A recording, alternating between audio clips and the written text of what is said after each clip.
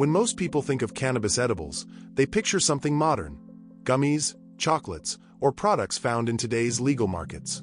Cannabis edibles didn't begin as a modern trend or a commercial product.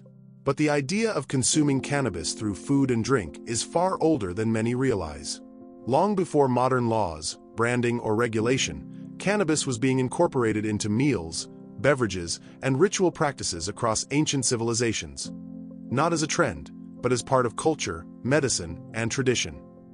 Understanding the history of cannabis edibles helps explain why they remain one of the most debated and regulated forms of cannabis today. Their story includes ancient rituals, decades of prohibition, medical movements, and ongoing legal battles that continue into 2025 and beyond. In this video, we're tracing that full journey: how cannabis edibles evolved, how laws shaped their rise and fall, and why they remain at the center of cultural and political discussion today.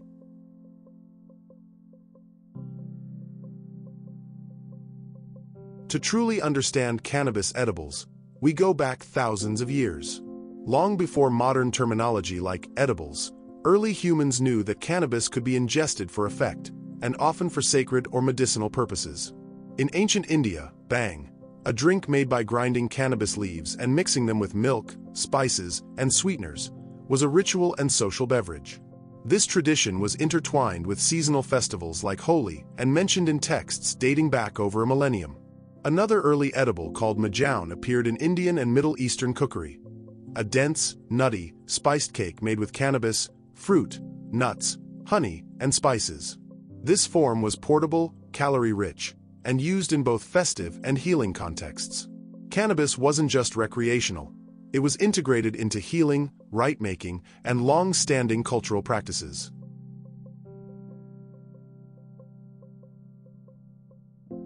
A landmark moment in Western edible history came in 1954 with the Alice B. Toklas cookbook. The book included a recipe for hashish fudge, a mix of cannabis, spices, nuts, fruit, and sweeteners. Though far from modern edibles, it introduced cannabis baking to the mainstream American psyche. As cannabis culture grew during the 1960s and 70s, so did the popularity of homemade edibles, especially brownies. These early brownies were often inconsistent, unevenly decarboxylated, activated. Cannabis-meant effects were unpredictable, sometimes very strong, sometimes weak. Yet they became iconic, part of the broader counterculture moment, oral tradition, and underground sharing circuits. One legendary edible figure was Brownie Mary Jane Rathbun, a caregiver and activist who baked cannabis brownies for people with HIV/AIDS in the 1980s and early 90s. Her work helped push compassionate use discussions and early medical cannabis policy reforms in California.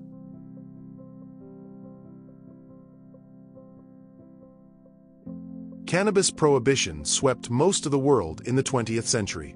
By the late 1960s and 1970s, cannabis was criminalized across the US and much of Europe. In the US, the 1970 Controlled Substances Act classified cannabis as a Schedule I substance, meaning it had no accepted medical use and high potential for abuse. This effectively shut down legal edible markets for decades. But the story changed in fits and starts as cannabis slowly gained acceptance. Beginning in the 1990s and into the early 2000s, medical cannabis initiatives began appearing in the US and other parts of the world. As medical laws took hold, dispensaries cautiously introduced tested and labeled edibles alongside flowers, oils, and tinctures. This gave consumers a perceived safer and smoke-free ingestion method, especially for patients with nausea, chronic pain, or appetite issues. By the 2010s, select states like Colorado and Washington fully legalized recreational cannabis, and edibles became a booming category in legal markets. By 2025, dozens of U.S. states allow edibles for recreational or medical purposes, and many other countries have also liberalized cannabis laws in different ways. According to market analyses, the cannabis edibles industry worldwide, once nearly non-existent, has grown into a multi-billion-dollar market. Reports project rapid growth to 2034 as markets mature and innovation expands.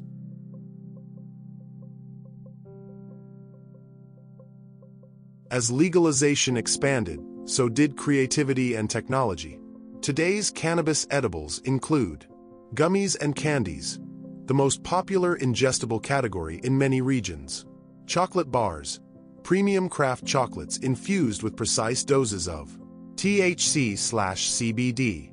Beverages and teas, slow-release cannabis drinks and microdosed beverages. Functional and wellness edibles, combining cannabinoids with vitamins, adaptogens, or botanical extracts. This variety mirrors the broader shift toward approachable, discreet, and low-smoke consumption methods, particularly appealing to people who want therapeutic or social effects without inhalation. One major difference between early homemade edibles and today's products is consistency. Legal markets require labs to test products for THC and CBD potency, contaminants, like solvents and pesticides, accurate labeling. This has helped reduce unpredictable experiences and enabled consumers to understand dosage. Dispensaries often sell products with clear dosing, like 5 mg or 10 mg THC per piece, making effects more controllable and safer for new users.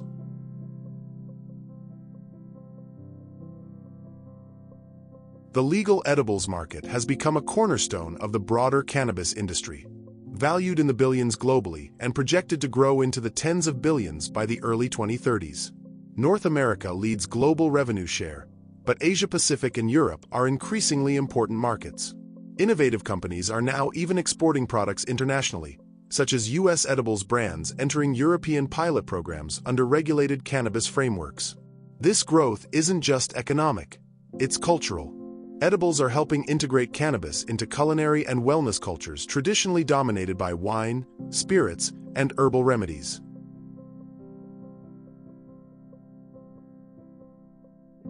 While legalization has expanded, the legal picture in 2025 and heading into 2026 is complex and shifting.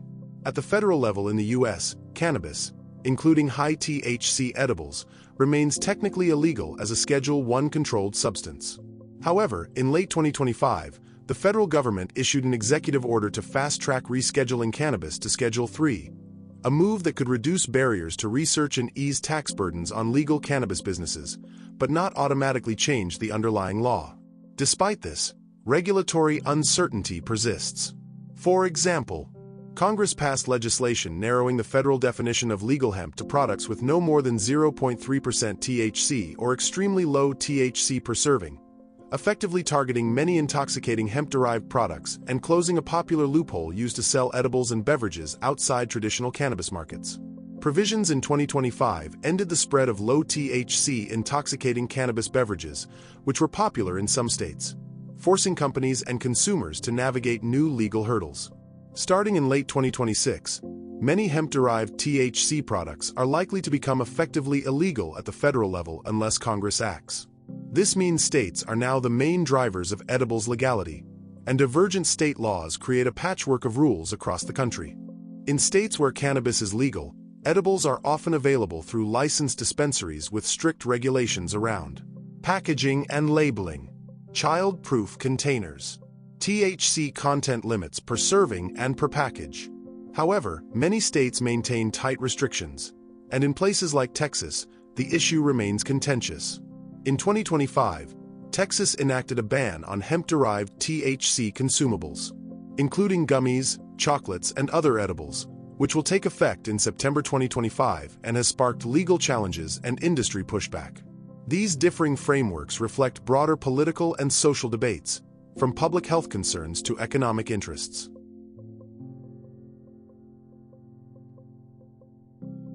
Despite legal and regulatory challenges, cannabis edibles are becoming normalized. Culinary cannabis cookbooks, from the official High Times Cannabis Cookbook to modern chef guides, signal a shift away from counterculture stigma toward legitimate food and beverage creativity. International markets are experimenting with edibles in pilot programs and regulatory frameworks, from Switzerland to Canada and beyond. CBD-focused edibles, seen as wellness supplements with minimal intoxicating effects, are expected to grow substantially by the end of the decade. In 2025 and 2026, edibles sit at a crossroads of innovation, law, and culture, shaping how communities understand cannabis, dosing, effects, and acceptable use.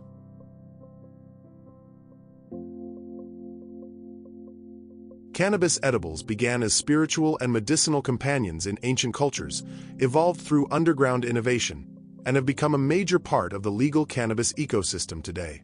Yet the story isn't finished. Legal battles, regulatory revisions, market expansions, and cultural conversations are still unfolding in 2025 and beyond. If you want to understand cannabis edibles, whether as a consumer, creator, or curious learner, it's essential to see this journey as both historical and urgent. The laws are changing, the markets are booming, and the cultural acceptance is growing, but challenges remain. If you found this helpful, like, subscribe, and let us know in the comments.